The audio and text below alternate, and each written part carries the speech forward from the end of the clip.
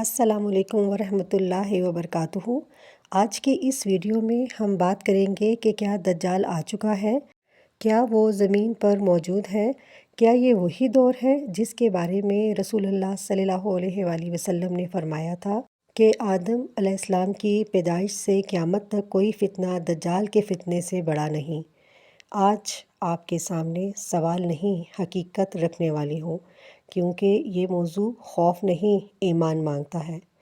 آج دنیا بدل چکی ہے، جھوٹ سچ بن گیا اور سچ جھوٹ بنا دیا گیا، جس کا قرآن نے نقشہ کھینچ دیا تھا۔ اللہ تعالیٰ فرماتا ہے سورہ بقرہ آیت نمبر 10، یعنی ان کے دلوں میں نفاق اور شک کا مرض تھا اور اللہ نے ان کے اپنے اعمال اور ضد کی وجہ سے اس مرض کو اور بڑھا دیا۔ علماء کہتے ہیں یہ مرض خواہشات کا مرض ہے، شک کا مرض ہے اور دل کی وہ کجی ہے جو منافقین اور بنی اسرائیل کے دلوں میں تھی۔ انہوں نے حق کو دیکھا مگر قبول نہ کیا، سو اللہ نے ان کے دلوں کی سختی اور گمراہی کو اور گہرا کر دیا، کیونکہ فتنہ تب پھیلتا ہے جب دل بیمار ہو جائے۔ دجال کا فتنہ اسی بیماری کا آخری مرحلہ ہے۔ نفاق، شک، خواہشات سب دجالی نظام کی بنیادیں ہیں۔ دل کی بیماری، فتنہ، دجال کی تیاری۔ دل بیمار ہو جائیں تو حق پہچانتے ہوئے بھی قبول نہیں کرتے، اور یہی وہ کیفیت ہے جو دجالی فتنے کی مضبوط بنیاد ہے۔ سن لیجئے، نہ قرآن میں یہ ہے کہ دجال آ چکا ہے، نہ احادیث میں کہ وہ ابھی دنیا میں گردش کر رہا ہے۔ البتہ حدیث صحیح مسلم میں موجود ہے، دجال کا خروج قیامت کی بڑی نشانیوں میں سے ہے۔ صحیح مسلم۔ ایک اور حدیث، وہ شام و عراق کے درمیان سے نکلے گا۔ ترمذی۔ یعنی دجال ابھی ظاہر نہیں ہوا، لیکن اس کے قدموں کی آوازیں صاف سنائی دینے لگی ہیں۔ رسول اللہ صلی اللہ علیہ وآلہ وسلم نے صرف یہ نہیں بتایا کہ دجال آئے گا، آپ صلی اللہ علیہ وآلہ وسلم نے اس نظام دجال کی بات بھی کی جو اس کے آنے سے پہلے پھیلا دیا جائے گا۔ وہ نظام کیسا ہوگا؟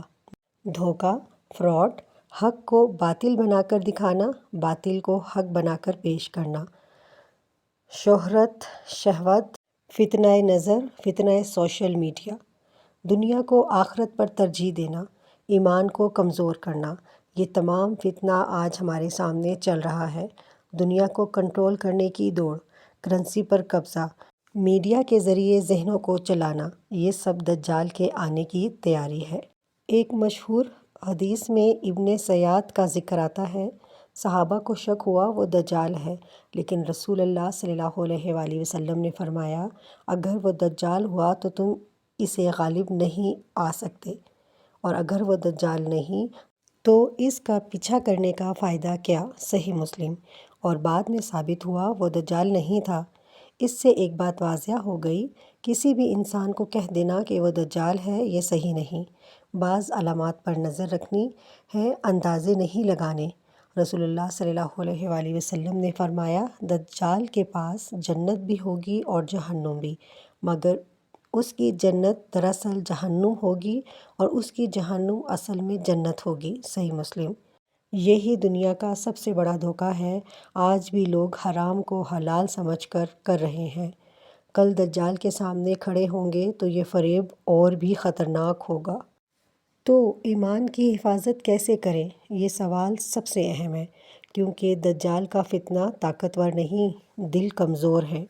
رسول اللہ صلی اللہ علیہ وآلہ وسلم نے فرمایا جو شخص سورہ کہف کی ابتدائی 10 آیات یاد کر لے وہ دجال کے فتنے سے محفوظ رہے گا۔ صحیح مسلم۔